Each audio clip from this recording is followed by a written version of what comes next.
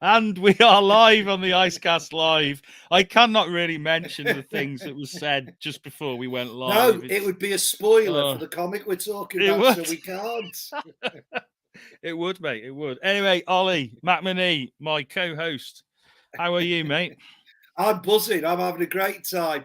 Last week saw me published in Once and Future number 30, courtesy of the good people at Boom and Kieran Gillen, with an interview with all of the cast. And I also, we published our first high-vis graffiti book as well, available on Instagram. And it's just a who's who of Birmingham artists. And we're really, really proud of it. Plus, I've got a week off from teaching. So you've caught me at a really, really good time, Shane. Of course, it's absolutely half term. It's half term. And because I'm no longer supply, I get paid for every fucking day off. Yay! So now we're just going to be accosted by teachers on the road all through the day, no, just pubs. Just in the pubs. Yeah, the pubs are full of teachers. They will be. Yeah. Oh, dear. So yeah, nice one, mate. I'm really. And how are you? I'm really chuffed about that book. Yeah. Yeah. Well, we are halfway through the Hedrick campaign for Hedrick issue 2, and we're doing all right. We've passed the £2,000 mark, so we are well on our way. But obviously, anybody out there who hasn't pledged yet, pledge for Hedrick 2. You can get issue 1, so pledge away. Electric 2, Hedrick 2, Electric Boogaloo. So yeah, that's pretty much filling all my time at the moment, as well as getting Dracula ready for major, retail and Dark Legacies as well. Getting that Staz is just finishing off the last few pages on that. I got Staz's Stranger Things print, and it looks fucking phenomenal. He's so good, isn't he? He's good at that sort of thing. It's just brilliant. Absolutely. I know you can't get it anymore because he basically printed to order. Yeah. But a really, really great sort of homage to the series and to sort of 70s comic book covers as well. Yeah, it's really cool. Yeah, I mean, I love it when Staz does those sort of like one-off sort of pin-up images. They're just lovely, aren't they? Great. But he's doing a great job for us on the sequentials. Good to hear it. Yeah, Dark Legacies. He's doing a fantastic job. Yeah. So yeah, that's filling up a bit of time as well. So yeah, I've got plenty on, but I've still got time to come onto the Icecast Live and spend time with you and the guests. And tonight we've got a top guest, Alex Paknadel, who has recently brought out fantastic looking book. Actually, it's coming out soon. It's not out yet. It's coming out soon. Well, yeah. Oh yeah. It's from Image, and it's called All Against All. And yeah, there's some beautiful artwork in there as well from Caspar Wingard, who unfortunately couldn't join us tonight. But we hope we can drain all the information that we need out of Alex. I'm sure he'll be happy to do that, won't he? So, Sam, roll out the video, mate. Let's get started. Sam's gone out somewhere. He's gone to look after his kids, hasn't he? That's what he's done. He's still in the studio. Oh, God. Honestly, if we were paying him, I'd be telling him to cut his fucking wages or at least dock him. He's absolutely useless. He's like a teenager with a ZX81.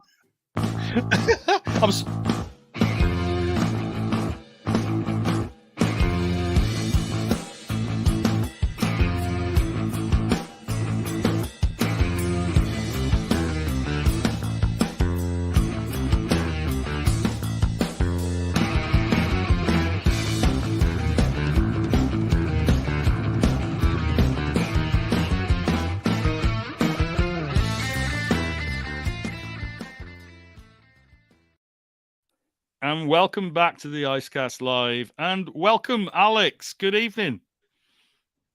Hello. Hello, Alex. Hello. You cut off your volume then, didn't you? I've got my brew. I'm settling in. Nice. I'm afraid I have got alcohol. It's not. I don't usually actually in the week, but you don't know. Just fancied something strong. You need booze when you're talking to me, basically. Well, I wasn't going to say that. What have we got here? We got a message. We got a comment already. Already? Yeah, from Luke. Never had an intro problem when you did it, Shane. Oh. Can't get the staff. Can't get the stuff. He is, of course, referring to the time that we did a debate on AI art, for want of a better expression. And Luke was a guest, and it was just because, yeah, something that, we try to avoid unless the show is just about that. We don't bring it up in normal shows because it just gets everyone upset. Yeah. So what? Pat Mills isn't turning up later to have a chat about it then? I should imagine not. So let's talk about some real art. Let's talk about this new book. Man. All Against All. Against All. And congratulations on the impending release of it. It just looks great, Alex. I love the art by Caspar as well. How did you two sort of come about working together on this? Was this something you've been planning for a while? Cheers, first of all. Thank you for that. Thanks for the kind words. Yeah, it's December 7th. Pop pickers. Please pre-order. Yes. I mean, we've been mates for ages, you know, because I'm in a writers group with like Ram V, Dan Waters, and Ryan O'Sullivan, and but Dan's worked obviously with Caspar since they were yay high. Ram's worked with him a little bit, and when he was finishing up Homesick Pilots, I think he wanted to, you know, because obviously Caspar being Caspar, you know, he had sort of offers up the wazoo, and I just sort of swept in at the last minute and just said, "Oh, I've got this idea." I think I was really underhanded about it. Do you know what I mean? Like I did offer it to him first of all, and he went, "No, like I've got other stuff that I want to, you know, be getting on with, and you know, I'm fighting off, you know, offers." But I pitched him the idea, and I could see the sort of the antennae twitching, and then within about 15 minutes, he was kind of coming back to me with kind of concept sketches and stuff. And I went, right, brilliant. Like I've tricked him into working with me. Great. But yeah, no. I mean, we're really good friends, and he wanted to roll straight into another book straight after kind of Homesick Pilots. And I think, I mean, unless I'm sort of mistaken, like I think it's quite a big deal to sort of be doing like, because he's going to have done sort of two. I mean, we're doing ours through an imprint called Syzygy, which is run by Chris Ryle, like late of IDW. Oh, right, but, Chris, yeah. Yeah, but it's going to be sort of, you know, he like Caspar's going to end at the end of this calendar year. He would have done two image books in one calendar year, which is pretty impressive, you know. Yeah. And I think I don't think he's going for like a Guinness World Record or anything, but I think, you know, that's a real sort of watershed thing. Plus, you know, he's sort of keeping his hand in, you know, DC are kind of keeping him busy and stuff. He likes a bit of Star Wars as well, doesn't he? Yeah, loves a bit of Star Wars. Yeah. Sorry, sidebar. Where are you guys on Andor, by the way? I've seen the last episode yesterday. Current. So episode 7.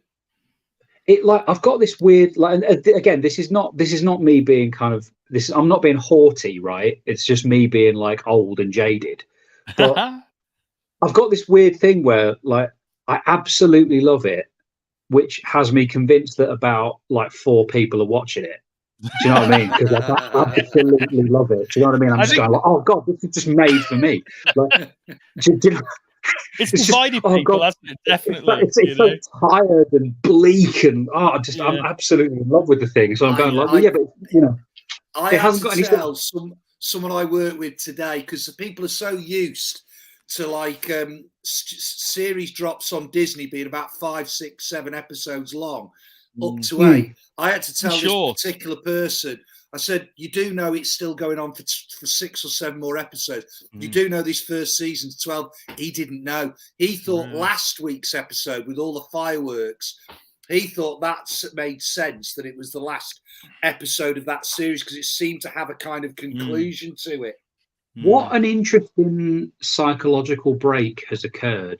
Do you know what I mean in that respect? Genuinely, like, You know, because I mean, sort of growing up, we sort of had like Star Trek: The Next Generation, which, you know, I think 22 episodes for a season, and now everyone's kind of primed for sort of 6 or 7. That's really interesting, isn't it? But I mean, it is. I mean, that people have accepted it, haven't they? They've, you know. Yeah. But then again, UK TV, the series used to be 6 or 7 episodes, didn't they, for the most part? Yeah, but that was always run by 1 or 2 people, not 100 different people, like the American system.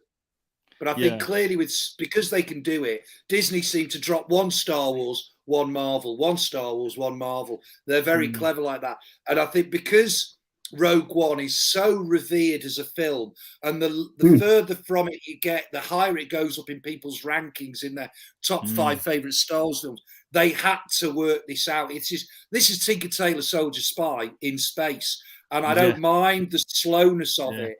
And the political drive. I don't know if you saw last week's, Alex. Put, man. Beautifully put.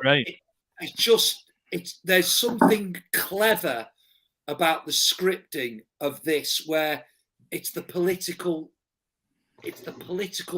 sort of backstabbing and stuff like that you've never seen before in a Star Wars film. Yeah, and the dialogue is more realistic, I find. Yeah. You know, it's really good. You know, it's by the same group. Like, it's by what, you know, the people who did like Michael Clayton and Nightcrawler.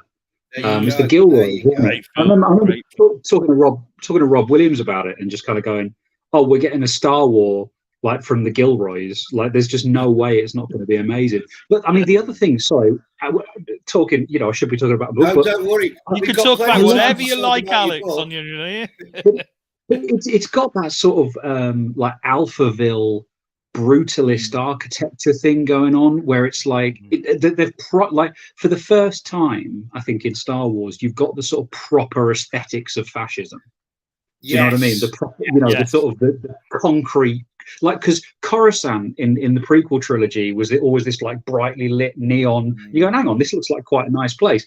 I mean, it would be good because it's pre-imperial, but when you see it in daylight and it's just concrete and drab and horrible, and like everything looks like the Barbican, it's amazing. Well, I believe that the bit you're talking about, where the sort of like the guard goes back to his mum's house, that was filmed in that London sequence. Brutalist council estate that's still there to this day, but probably is no longer a council estate.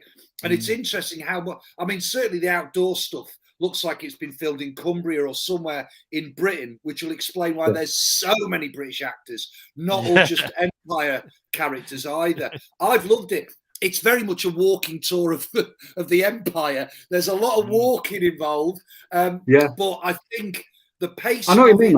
I'm very glad that there are planets in the Empire that look like Wigan. Yeah. They'll be getting the pies out next. I love the detail as well that they still use the blue milk for the cereals. They need blue gravy now. Every planet's got blue milk. It's brilliant. I tried to explain Pie Balm and Pea Wet to Matt Rosenberg. And his only words to me the first time I explained to him, he said, like, surely that's not fit for human consumption. Like, well, you know, it's January, you've been out on the piss, you know, it's -5, you know, a pie in bread makes sense. Like, you need those carbs. Pea Wet is a very Wigan thing. Like, going out on a Sunday is a very Wigan thing. Yeah, I've never come across that before. It's like no one's got a job on a Monday morning in Wigan. No one's got a job. It's nuts. They treat Sunday like a Sorry, Saturday. Wigan. Wigan. All for it. I got some friends who live in Wigan. I've got to be careful here. I'll get into trouble. Look at that. There we go. Look at that. That'll keep you going on a cold winter's night, won't it? Yeah. It's like Newcastle town centre, isn't it? Like, you know, Parmo kind of makes sense, you know, when it's -5, you know, and you're wearing a t-shirt, you know. But I think Pea Wet's like a Marmite thing. Either you like it or you don't. I don't like pea, so I've never got into Pea Wet. But when I moved to Birmingham, I didn't realise no chippies do gravy. They laughed me out of the chippy for asking for gravy. And this is Birmingham. It's not a Midlands thing. Believe it. Gravy on chips. No. Do you know, I mean, I moved up here. I moved up here, what, 23 years ago now, and I still pine for Savoloys. You can't get Savoloys. Savoloys. Can't you? We get Savoloys. No. Wow. Yeah. Can't get them. Not so much. You get battered sausage. You can't get Savoloys. Right. Yeah. I never understood Savoloys anyway, because it's basically a sausage but a different coloured skin. It's a red sausage. It's a red Frankfurter, basically, isn't it? It's different there you bits. Go. There you go. Just different Sam's bits. doing very well tonight. I take it all back, Sam. You do a great job, mate. You do great. Yeah, I don't. It's easier to find this shit on Google than it is to find comics, isn't it? That's what it is. Like a QI elf. So I suppose we should at some point start talking about rather than talk about Savoloys and P-ware. But so what speciality meats? There we go. There he is. There we go. There he is. Let's get back on track. So Tarzan meets Predator is what we're saying about it, aren't we? I was going to ask what the high concept was, actually, Alex, and how far away it is from what some of us have done our own work. I mean, I mean, the way I'm pitching it in the room, is basically simple thought, simple sort of thought experiment. What if you had Alien, but you switched out the xenomorph for a human? So instead of having a bug drop on people and snatch them up, it's a human being, and you're basically in a world where there aren't any humans. So it's the aliens that are running terrified from an absolutely feral, unhinged human. Great idea. And it's, basically, I said, So sorry. It's like basically, I think what I said was, what if Tarzan was the alien? Yeah. What if Tarzan was the thing that was scary as opposed to the hero? Basically, it's just a role reverse. It's a great idea, though. But which it is, because we look back at this. You look back at Tarzan, right? And it's a really sort of troubling idea, right? Because I mean, I forget who I was talking to about this. I mean, but just saying, like, Tarzan, the original, the Burroughs kind of Tarzan is freighted with all these kind of, not Burroughs, but the Tarzan stories are freighted with all these kind of weird colonial assumptions, right? That if you took an English nobleman and dropped him in the middle of the jungle, he would be like inherently civilized rather than eating people's faces, which is what would actually happen. But the whole thing is predicated on this view that, oh no, if you take like an English aristocrat, wherever they are, they'll be well behaved. Like, no, he'll be smearing his own feces on the trees like anything else, because we're not special. And that was kind of the big idea that like Caspar and I were sort of running with when we were sort of putting it together. Well, I will point out there's no smearing of feces in the first issue. How disappointing. In case anybody has got a fecal phobia. I was hoping for some now. I would hate for those two people not to buy this great comic just because they're fecal phobic. I think issue 2, we have to get some feces smearing going on there, Alex. Definitely. It's got to be done. Maybe this is exclusive. It's a bit late, yeah. The picture just changed. I genuinely thought we were going to get a poop emoji, but okay. So tell us more about. So these aliens have got a very specific reason for being on Earth. Now, I'm letting you do most of the talking because I don't know what I can say without giving it away, because these are very integral to the story, and Earth has become something different to what we know it as today. I think that's vague enough, isn't it, to set you up and start batting away, Alex? Of course, yeah. I mean, I'm fairly, there we go. There we go. Thanks, perfect. It's I mean, so the aliens that we have, which generally kind of remain nameless. Very cool, by the way, the design of them. All Caspar. Wow. That we had a lot of discussions, right, about, because you have to really walk a tightrope, I think, with alien representation, because one of the things that that we sort of picked up on quite early, because we were looking at other sort of space opera stuff for sort of inspiration, and you know, frankly, not to put it too cynically, but just sort of looking at what sells and what doesn't, right? And you know, but one of the things that we were saying was like Saga's got that thing where the aliens are kind of really kind of anthropomorphic, right? So you know, they're you know, it'll be like humans with horns or humans with tails. I mean, you've got sort of, you know, guys with like telly heads and stuff, but broadly, but we were talking about it and going, okay, well, the reason that is because it's an empathy hack, right? It's very difficult to empathize with something truly alien. So you got this trade-off, right? Which is, you know, you can have sort of Naboo, where, you know, they're basically human beings with like big eyes, in which, you know, you kind of go, okay, well, I don't really buy the alienness, but I can empathize with them very directly. Or you can lean into something, you know, I would say on the furthest extreme, something like The Thing, where you don't, you know, it's so shapeless that you don't really ever see it. You only ever see what it's imitating. So we had to sort of somehow sort of thread that needle. And so the designs were quite sort of iterative. We started off with these very sort of blank faces, right?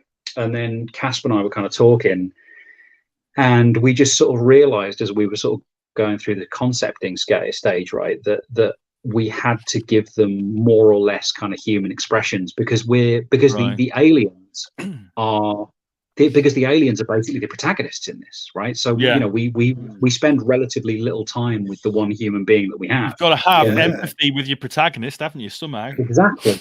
So we ended up sort of, you know, initially they didn't have teeth, they didn't really have mouths, and then by the end of the kind of concepting, you know, we had them sort of, you know, arcing, you know, they've got sort of eyebrows almost, you know.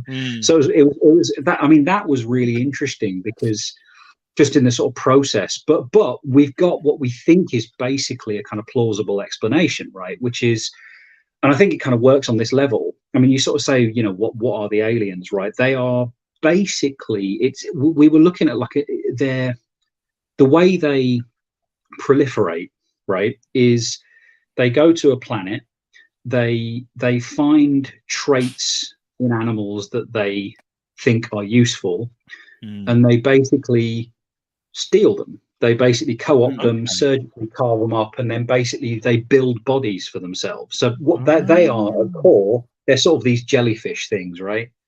But they basically go from world to world, perfecting these bodies.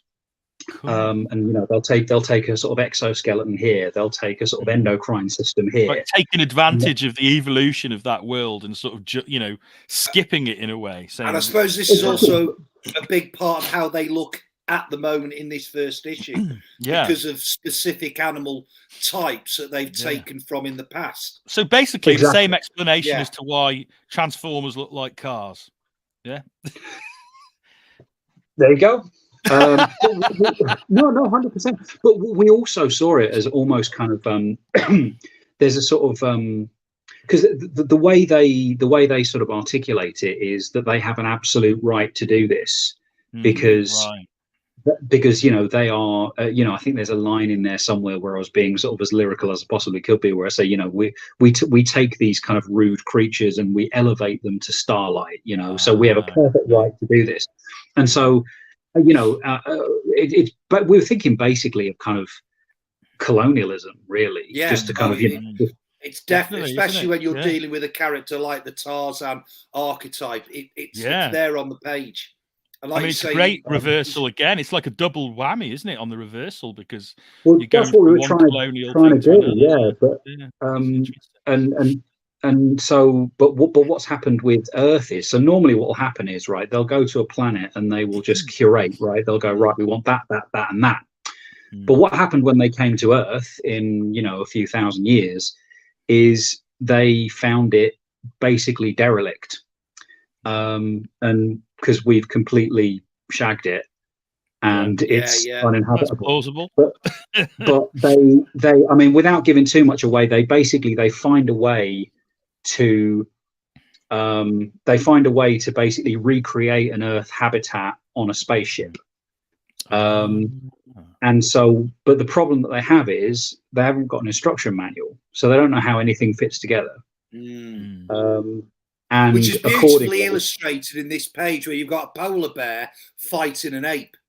Yeah, that was exactly what we were trying to do. Was basically, it was a declaration of intent, right? It was kind of, what if you had, so I mean, really, it's kind of, again, it's the clumsiness of it, right? So they don't know that they don't know that Arctic animals don't belong in tropical environments. So they basically just sort of set this thing running as an experiment and walked away. And from a sort of human perspective, I mean, the hope is that you understand their detachment from it, because they don't really understand what's going on. Yeah. Right? But you also kind of, on a human level, hopefully there's a lot of empathy, because basically this is a habitat that isn't possibly sustainable. Like, everything's dying basically because it can't possibly coexist. And of course, thrown into the mix, you have a human being, and they have no idea what it is. They have no idea what it does. They have no idea what happens if you piss one off. And that's our show. It's I love the idea of that, like, the human being is just another animal in the menagerie, but obviously it's going to become probably the most dangerous animal, as it did in prehistory, due to its ability to learn and to make tools and things like that. It's an intriguing concept, because it's almost like a microscope on the prehistory of humanity in a way. Well, I hope so. I mean, as well as sort of, I mean, it's good working with Caspar, because, I do have a tendency to, towards, I guess, portraiture, really, in the sense that, like, I mean, a lot of people not a lot of people, but, the people who like my work like the world building that I do. But it's good working with Caspar, because he'll always, and I need it, frankly, he always kind of pulls me back to, that, that's great, but this needs to be propulsive. So I think with this one, and particularly because, not to put too fine a point on it, it's, it's my first image book, right? My first syzygy book as well. But it was very, very important to me that it had a very sort of robust engine under the hood. It wasn't a lot of, with the best will in the world, I love a map, but we don't make maps, we make stories. And it was very important for this to be, I want it to be, there's some weird stuff, man. Like, there's some really weird stuff in issue 3. But without sort of ever kind of losing the thread. But we wanted it to be a ride as well. Mainly we wanted it to be a ride. But I think there's that thing of of the concept is never the kind of, it's never the main event. But I think you can sort of it can be a sort of added sweetener. You know what I mean? If you've got a really compelling kind of high concept underpinning it. Yeah, definitely. Go on, Ollie. I could see. So the title, what does that relate to? All Against All, then, because it's a snappy title, but I suppose when you marry in with the image, it might be a bit of a leap for certain people. Well, it's actually, I mean, it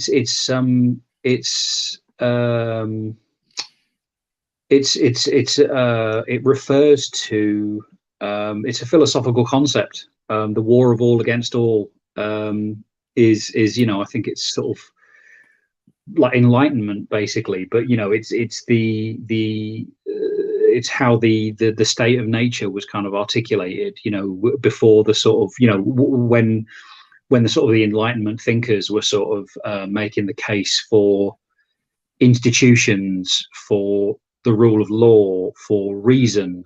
It was all basically to, as far as they were concerned, the most terrifying idea was a return to a state of nature, which would be a return to a war of all against all, basically. Right.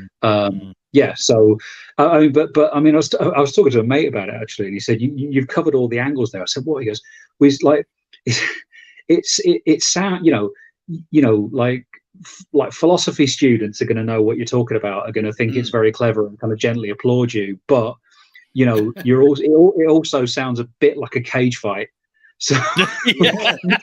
Oh, that's great though, because then you can appeal to both audiences. You know, I'm officially a 4-quadrant kind of guy. Yeah, it's great covering those demographics. There we go. Well, I have to comment as well on the colouring in this book. I assume Caspar's done his own colouring, has he? Yeah, he's done his own colouring, and he's really changed it up as well. I mean, he's without getting into too much into the long grass, right? He does it anyway. Like he changes his style on pretty much. It's a big change on this one to sci-fi stuff that he's done in the past, isn't it? Well, it's very kind of charcoaly and rough hewn and everything, rough around the edges. But I was talking to him about it the other day, and he's got this. I find it quite. He's sort of saying, what's it he said to me? He said, "Staying one step ahead of the AI." I was like, okay. Because if I mean, it's a fair point. If you don't stick to the same style, it's going to be very difficult for it to kind of, It's true, actually. Someone puts in a prompt, in the style of Caspar Wingard, it's going to be like the AI is going to go, which one? But I think there's certain. I mean, you hit it very well, Alex, by calling it like a charcoaly style. I think it adds to the kinesthetic energy that leaps off the page. I know that good artists always incorporate that, but I think with the charcoal, particularly where it seems to be almost sort of out of focus, on some of the pages we've seen early on in the novel, in the book, I'm already called it a novel. It just really works for the story you're telling. But equally, he's got those smoother, clinical lines when we're meeting the aliens, who have a huge part in this comic that I first expected from the blurb and reading the first few pages. Well, I mean, he's actually there's a different style. Okay, so the way it works is the alien spaceship, right, which is orbiting like the dead Earth, right? Yeah. You've got the habitat, and then there's basically beyond a membrane, you've got the sort of laboratory part of the ship, which is where the aliens live, right? And there's a completely different art style for the laboratory section of the ship than there is actually inside the habitat. So the habitat is very kind of charcoaly and impressionistic. It reminds me, like, weirdly, it sort of reminds me of like Scott Morse, like Ancient Joe and Magic Pickle, that kind of line weight. And then when you get to the alien side of the terrarium, and I mean this complimentary, like it's very noodly and very kind of crisp. So you always kind of know where you are. And one of the things that we're going to do is, because we're playing with like a lot of subtext as well, is just sort of seeing where, because there are sort of ideas that we're kind of working with here as well about sort of ideas of hygiene, not approvingly, by the way, but just this idea that it's impossible to maintain like clean barriers. So things are going to start sort of getting a bit more kind of confused as we go on. I'm just really excited to see it come together kind of stylistically. My writing's one thing. I like my writing. I wouldn't do it if I didn't, but working with someone of Caspar's caliber, and I'm not saying this in a kind of Forlock tuggy kind of like, I'm ever so humble. Of course, like I deserve to work with him because I'm good, but like he is astonishing, It's great. So much, I always find you get a good partnership like this. It's almost exponential, the creativity. The writer comes up with a great idea, the artist comes up with a great visual, and it just keeps bouncing from one to the other until you sometimes you can have something completely different to the original concept visually because of that interaction. I was talking to Dennis Camp about that. You guys have read 20th Century Men, right? Oh, I haven't. Yeah. No. Yeah, fantastic book. I mean, Dennis is an old pal, and I saw him at New York a couple of weeks ago. And we were both saying, with these respective projects, one of the things that we found is once the finished arts come in, we've almost soup to nuts rewritten the entire comic. Because the prompt that the art gives you, you just kind of come back and it's, okay, there's one version of the script, then the art comes in and you kind of go, nah, it's not good enough. So you punt it up again and again and again. And, you know, I mean, we were both saying, you know, I've certainly gone through more drafts on All Against All than anything else in my career. Really? And Dennis was saying the same thing on Really? syndrome. And was that while the art was happening? Was that in conjunction with the art? Yeah, but mainly when it's all there, you know. I mean, you know, it can only be finite, right? Because obviously, you know, Haas is only being paid to letter it once, so you can't take the piss too much. Plus, there's deadlines, isn't there? I suspect. Yeah. Yeah, although, you know, they're kind of, I mean, it's Image, so it's fairly generous. You know, in terms of, I mean, that's the thing, you know, you're largely responsible. So, which is something that I'm sort of unaccustomed to, is this sort of, you know, the buck kind of stops with you. And I must admit, Haas does have a lot of lettering to do in this first issue. So I imagine if you say, "Can you re-letter this page?" he'd be mighty pissed off. Yeah. Yeah, I mean, I think I'd get curb stomped. I think that's fair to say. But I mean, the thing is but what he has brought to it as well. I mean, it's. I have to say, I mean, you know, big sort of shout out to Haas, because he's like, Caspar's done a lot with sort of like diegetic sound effects and what have you. You know, sort of absolutely kind of like caked into the image. But what Haas has done with the dialogue, you know, I want to use this term without it sounding wanky, and I don't think I can without it sounding wanky, but it looks native. You know what I mean? It doesn't look floating on top of the art. It looks like it's absolutely part of it. You know what? It wouldn't sound wanky if you'd used the word indigenous, so you did all right. I think that's equally as wanky, but it's a good point, though. Like Haas and Aditya particularly are absolutely kind of the masters of that. Do you know what I mean? Just kind of folding, you know, just you know, like lettering as kind of art object, you know. Yeah, and without it taking over the page as well, you know, because back in the 90s we got a few letterers, didn't we, that it was just a bit too much. Well, this is a nice design. This almost has almost in white the charcoaly sort of edge around it, hasn't it? Yeah. So it organically sits well on the page. Like you said, Shane, there were those letterers who want to say, "Look at me, look at me," but this is very much all part of the bigger How picture. can I make it work as part of the page? Yeah, man, it works really. I'm looking through it again now. I always have the issue open that I'm looking at, but I hadn't noticed that before. They're just the sort of like the scruffier white edges around it, and that's a good sign that you didn't notice it, because your brain just took it in. Yeah, it's like, this fits with this story, this fits with this art. Because good lettering, you should never notice it, really. No, I don't think so. Anyway, we may disagree.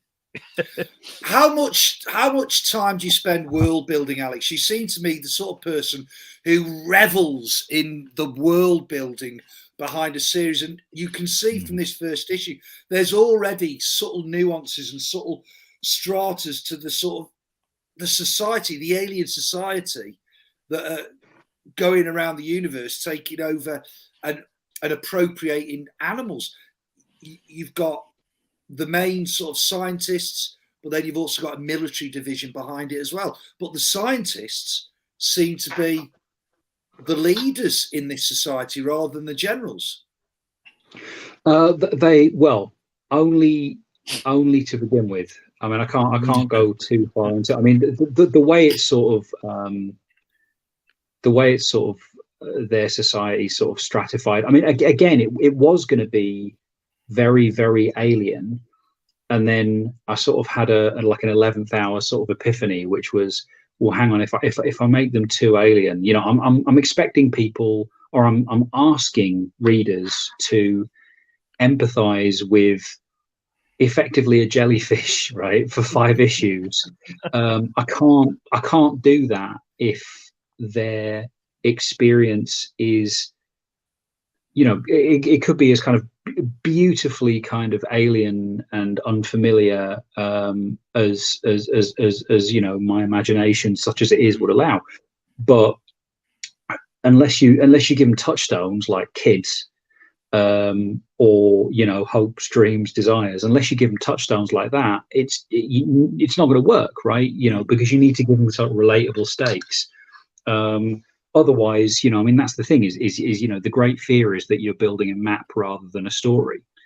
Love a map, but it's hard to get emotionally invested, right? So I've tried to. It's a tightrope, and again, the proof's going to be in the eating, right? So, I'm sure readers will sort of let me know either way. But what I tried to do throughout is to just make them alien enough that it's.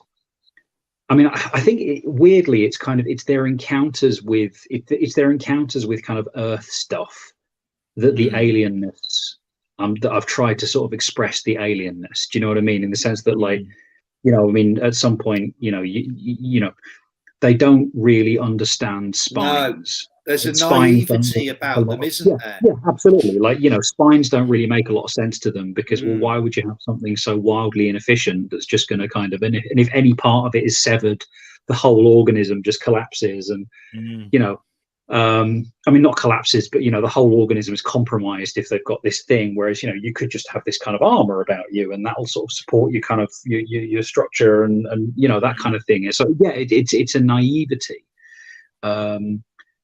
but without sort of without making them so unfamiliar that you just can't empathize with them. I mean, they must go through so many planets; they're never going to get it right every time.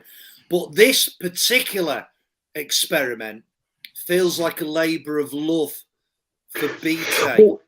Because he's. I can't. Again, we're starting to get into sort of deep character stuff here, but he has an attachment to the habitat that kind of goes beyond what it's supposed to. Right.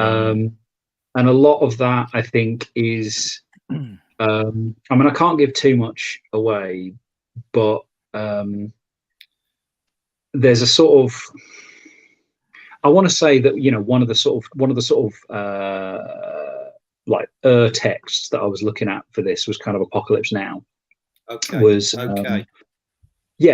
Just so he sees something in the habitat that appeals to him in a way that he kind of wasn't expecting, and he is very keen to preserve it in its current form. And that's really kind of all I can kind of say about that. But yeah, there's a lot there. So he's the Colonel Kurtz. Yeah. Or the Willard. Or is he? Right, okay. Yeah. So but yeah, it's well, you've got to create conflict, haven't you, at some point, and you need you need a character like that who goes against, what's supposed to be happening, to create that conflict with the other characters. Well, yeah, this place is supposed to be a resource. And I wouldn't, he's certainly the protagonist, but I wouldn't say that he's the good guy kind of per se. It's not that he's sitting there with a totally kind of innocent agenda. He has an agenda that's all his own, which I kind of can't go into here.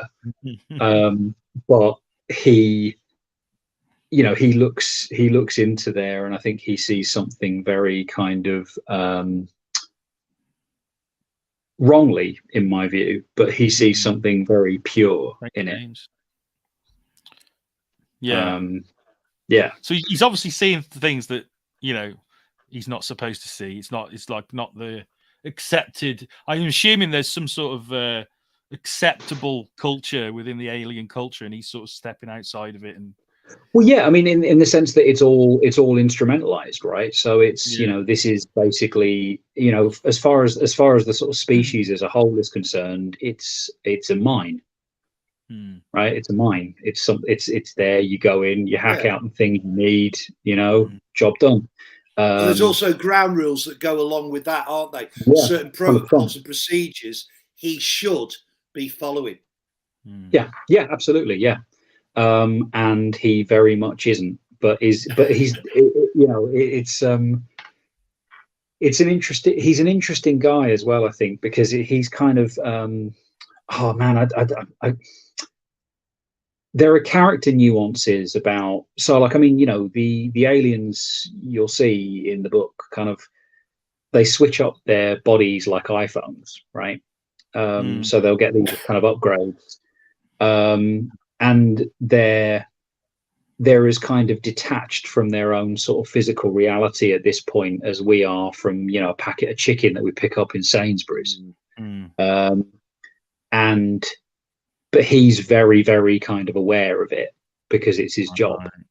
And because he's very kind of aware of it, it gives him a kind of completely different kind of relationship to everything in there. And it's not the same as, it's not the same as, he's not sort of wandering around sort of hugging trees. It's not that at all. Like, he finds it a very it's kind not of like tree hugging. No, but it's a very kind of disturbing sort of environment for him. But he doesn't just sort of view it as something to be habitually sort of extracted and patented and shrink wrapped and sold. It's a different sort of relationship. I suppose you could. I mean, it sounds as though there's a sort of a comment on empathy here, because our society, because our society's lost a lot of that, hasn't it? I feel empathy seems to be something that is deteriorating in our society, and I think that in your story here there seems to be a little bit of a comment on that, or am I getting it wrong? No, I mean absolutely. I mean, I think it's a funny one. I mean, I mean, these aliens kind of they wear bodies as clothing, effectively, right? It's armor. Yeah. But when I was in New York, I went, and this happened. It was purely kind of serendipitous, right? It just really helped. But I went to a production. There's a show running there called Sleep No More. I don't know if you heard of it, but it's a sort of physical theatre. It's dialogue free, but it's a physical theatre production of Macbeth in a 1920s hotel, but on sort of 5 different levels, right?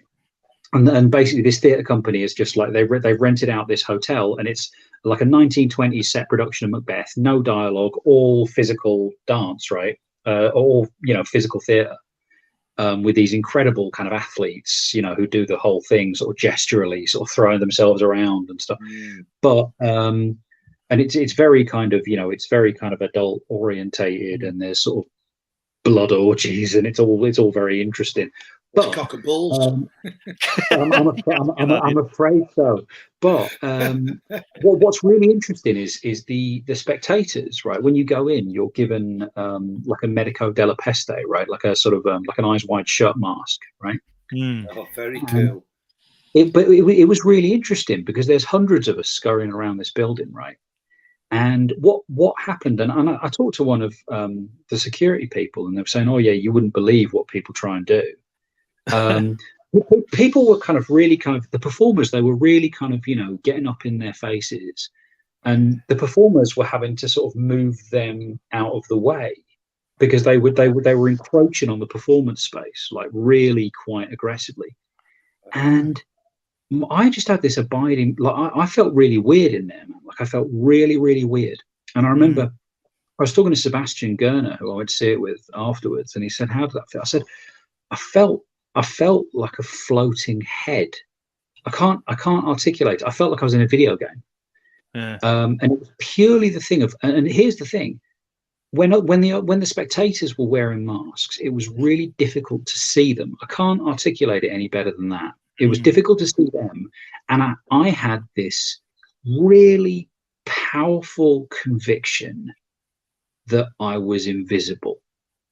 Really, I've never known anything like it before since. But the simple act of wearing a mask, right? And I was like, "Oh, right, I'm completely unaccountable. I can do anything I want. I can go up. I can touch this. I can grab that. Whatever. Not in a hideous way, but just in not changes your outlook. Yeah. I'm kind of all licensed. and then we were sitting and we were sort of sat in like Times Square having a Shake Shack, and I was just saying, oh God, that's how like online anonymity works, isn't it? Is basically the exhilaration of knowing that you're invisible makes you faintly, it was weird. Like I was like, I had sort of an hour and a half of my life where I was like, oh, that's what being like a psychopath feels like, just completely without conscience or accountability. I take it there was music. It wasn't a very silent, dark. I'm imagining it's like very dark, encroaching small theatre where most of the light is on the performers rather than you as it wasn't a theatre at all. It wasn't a theatre at all. It's a whole. It's a whole building that you can just go. You can catch up with the. So you're interactive with it. Shit. And there's just this very low, very primal rumble throughout. And but it's so, but like all of a sudden you kind of, but I remember just sort of thinking at the end of it, just like, we are animals with, medieval institutions, 21st century technology and Neolithic brains. Like our brains are so stupid, it's unbelievable.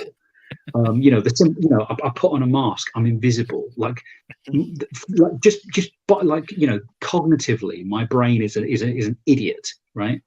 But it really kind of helped me with the book, because that element of just I'm going to put on another face and I can do anything. I don't know. It's well catalogued, isn't it? That is a real thing. I mean, you think through, for example, performers. You get someone like David Bowie, for example. He hid behind characters so that he was shy, but if he was behind a character on stage, he could be bold. But you hear that a lot in the writing circle, where the character gets away from you. They almost get to a point where they're sentient, not artificial intelligent art, but sentient within the narrative, and suddenly you're writing more or less what has that occurring to you, Alex, on this series, where you wrote the character at a certain point, it's lived in your head for so much time that now the character's almost, without sounding arsey, almost telling you what to write down because it's got away from you? I mean, there's an element of that. Sorry if I've lowered my voice, by the way. Sorry, it's my son's just being put to bed in the next room, so I'll think. But a hammer or whiskey usually helps when you put kids to bed. No, I think I read a thing where Alan Moore said he acts out his own dialogue, and I mean not. Surely Alan Moore says, I hate superheroes. That's all he says, isn't it? But I started doing that, and it really helps.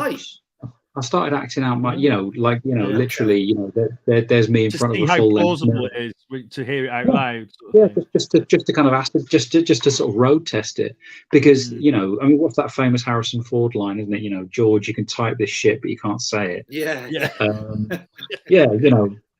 I find that I've sort of added that to my kind of repertoire. Thing is, Harrison Ford was wrong, wasn't he? Because everyone quotes Star Wars, so clearly he can type that shit. Don't get cocky, kid. It's something you'd say.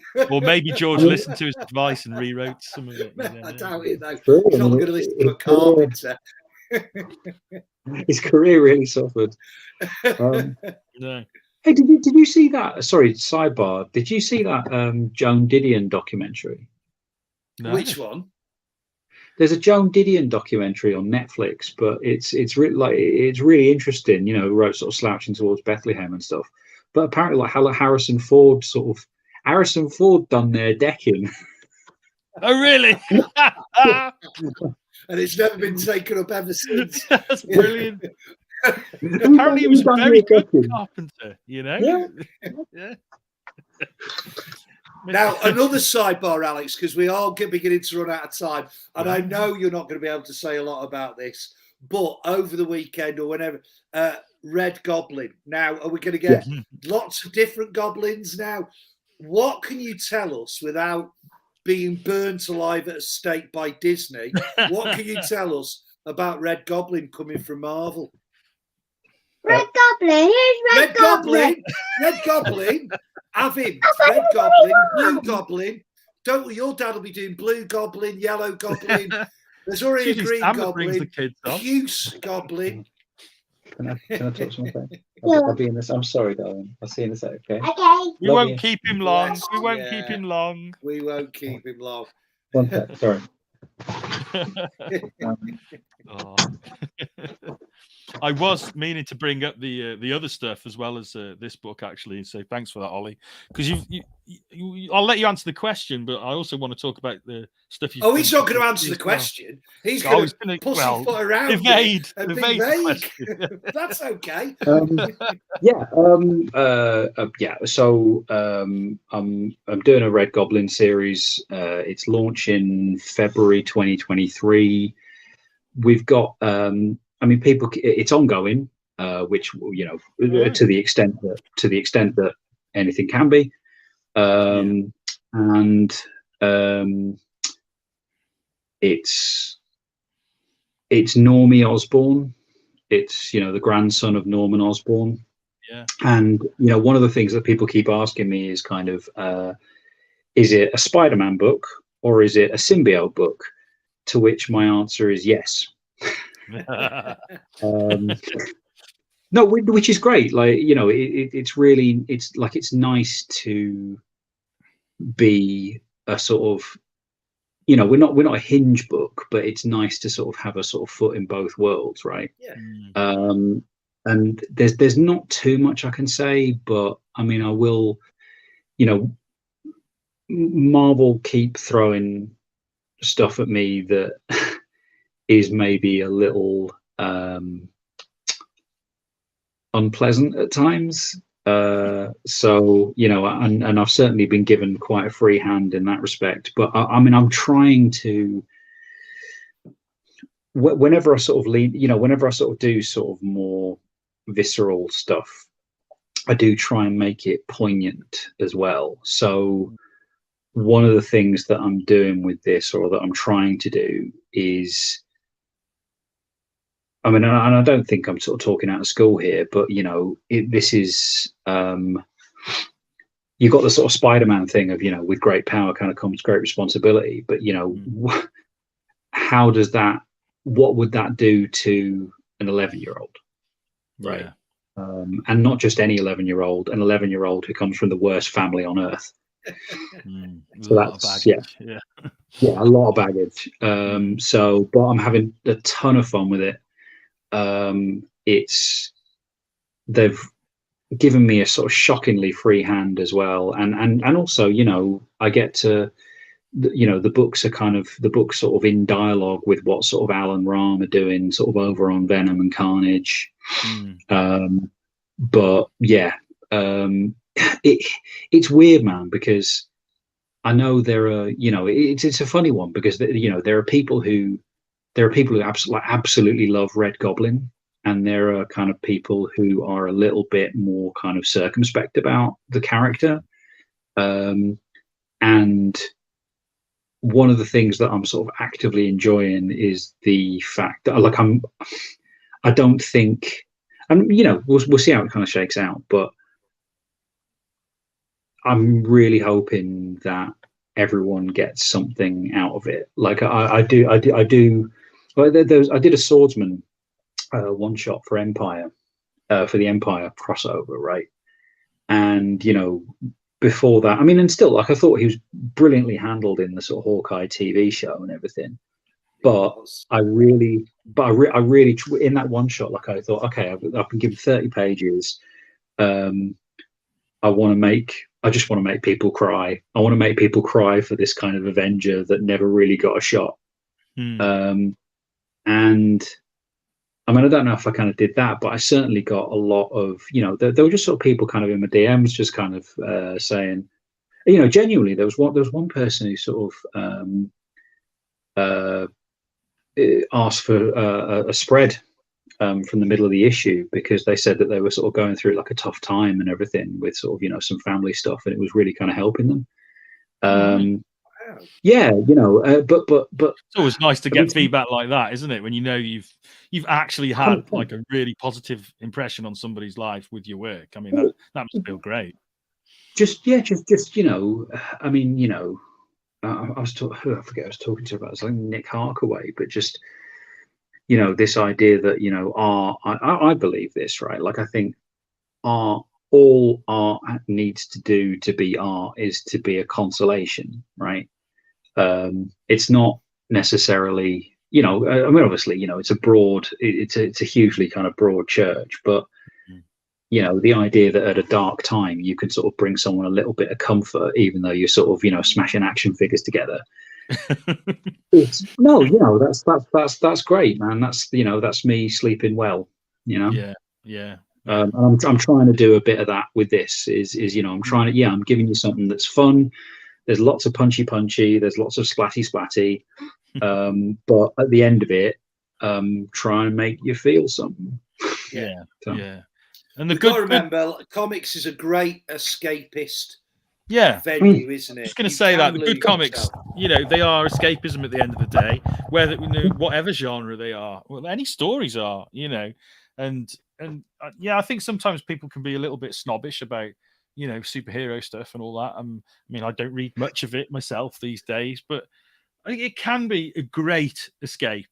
You know, I think that there's a category error that sometimes goes on, right? Which is that there's a confusion.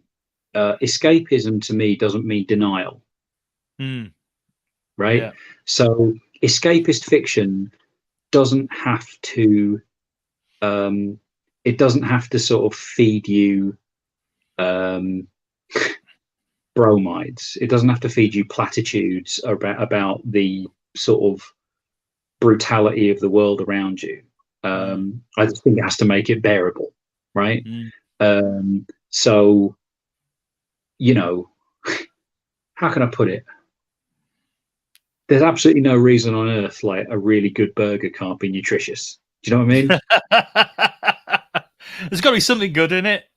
Yeah, no, 100%. Like, why not? Why not? What, you know? When your body needs burgers, I want to make really good burgers. Yeah. We all need every food type to survive, don't we? Yeah, including even pies the bad and ones. peewet. Yeah. We've gone full circle. So we've come full circle because I'm aware what the time is, and aware your son has done that thing that kids do. Dad, I don't care what you're doing. It's my bedtime. Put me to bed.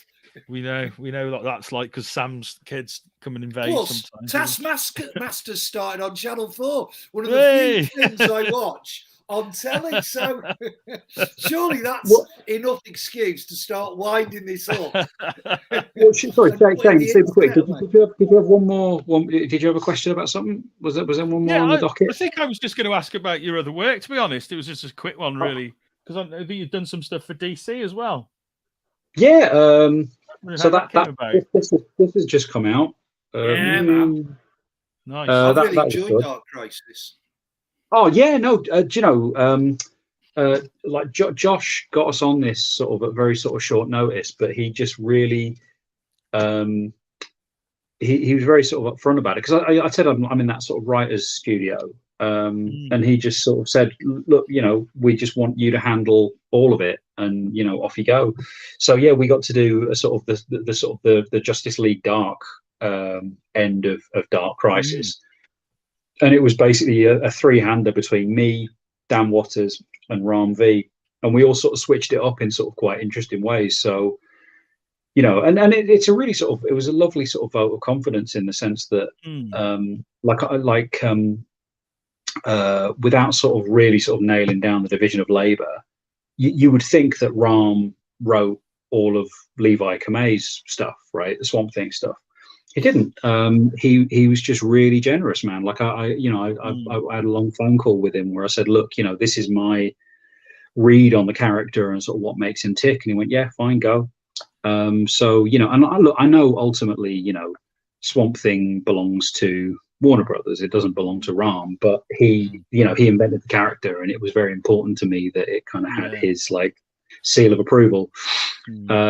So that was great. Yeah. And I'm still doing DC Vampires at the moment. All right.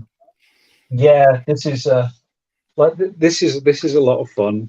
DC Vampires is a lot of fun. Yeah. Just I'm co-writing it with my great friend Matt Rosenberg, and we're just basically making each other laugh with kind of inventive ways to kind of dispatch Jimmy Olsen. Poor old Jimmy. That's worth buying it alone. Yeah. I'm just saying to the top, like, oh man, like he wears a bow tie. Come on, he's got to come. And he's ginger. Someone had to say it. Yeah, there's a bit of ginger in that beard there, Ollie. You've got to be careful. I know. That's why I'm allowed to say it. Yeah. So quite a bit of DC stuff going on. Maybe some more Marvel stuff coming. Maybe, possibly. How do you juggle it all then, Alex? Do you tend to focus a day at a time? Or do you get bored after a certain amount of time and go, do you know what? I'm going to swap up gears and go on to this. Do you know, genuinely, like, and I'm not saying this, I'm not being glib. Like I'm just, I have terrible time management, and I don't sleep a lot. Oh shit! Right. No, I'm not. That's quite. It's fine. It's great. It's a lot. Like a lot of it's down to me. Like I find it very difficult to sort of sit down from 9 to 5 and do it that way. Yeah. And it's not like waiting for the muse. It's just for some reason. Like, I mean, I was talking to Al Ewing about this, and he was sort of saying like he really likes the sort of bullpen feel of Marvel. You know, this thing of everything's kind of quite adrenaline-y and Red Bully and buzzy and everything. And I mean, I'm not quite like that because I don't like doing it kind of habitually, but I do. I produce all of my best work at the last minute. I just do. I wish I didn't. I wish my time management was way better. But for some reason, my brain doesn't kind of come alive until it's due, like tomorrow. Yeah. It sucks, but it is what it is. It ruins you physically, and I'm knocking on a bit now, so it's taking a toll. You do feel it when you start to lose your sleep and you're working that way. I totally empathise because I've done the same. And like, you know, I'm sure I'm not Father of the Year as well. You know, I mean, you want to. We've seen that with our own 2 eyes tonight, Alex. Get away! I'm doing a podcast. Comics come first. And there's nothing wrong with that. My daughter knows comics come first. They were there before my daughter, and they were there before my family. That's all they need to know. I just want to reassure your viewers / listeners, like there is another parent in the house. I haven't just like abandoned them like with a hacksaw. Like. Yeah, some comic book creators have partners. Yeah. Hello, he's back. Oh, he's Hello. back. It's okay. You all right? Yeah. What's up? Dad? Yeah. I thought there was only one goblin. You thought there was only one goblin? He thought there was only one goblin. Wow. Now, well, there you go. He's going to have nightmares tonight, realising there's loads. There are, to be honest. Yeah. Why is Alex still wearing his clothes? I tell you what, Disney must be tough if you can't even tell your own son there's more than one goblin. Well, that must be one hell of an NDA that you signed, Alex. These are my friends. Hello, how are you? We've just lost our 2 front teeth. Oh, yeah. Both at the same time. Vampire look. Yeah. Yeah, vampire look, isn't it? Yeah. Okay. Right. I'll be in a second, all right? Okay. Love you. All right. Oh. And what's his name? Sorry, Alex? Senan. Oh, that's an unusual name. You need to take photos of him with his teeth missing. Come on, I'll see you in a second. Right. I think we need to let Alex go. He's gone already. He's gone. Well, just when we were looking professional. Yeah. What I'll say then, Alex, is thank you very much for this evening. Excellent. Thank you so much for having us. I hope that was all right. Yeah, me too, man. Like, I hope that was all right. I know it was a bit round the houses, but no, I really enjoyed it. I think we managed to spend a good amount of time on what is a quality concept where the world building is so obvious. The nuances in there show that you've spent so much time building up the characters, building up the culture, even the sort of different statuses within the society. I'm looking forward to continuing to read the series now, Alex. Yeah, I will punt it along as soon as it's ready to go, man. I'll punt it over. And listen, thanks so much for having us. I do appreciate it. You're welcome. Thanks for finding the time, bud. It's been great to chat with you, Alex. Thanks ever so much. Have yourself a great evening. Yeah, see you at Thought Bubble. Absolutely. Yeah. Appreciate it. Cheers.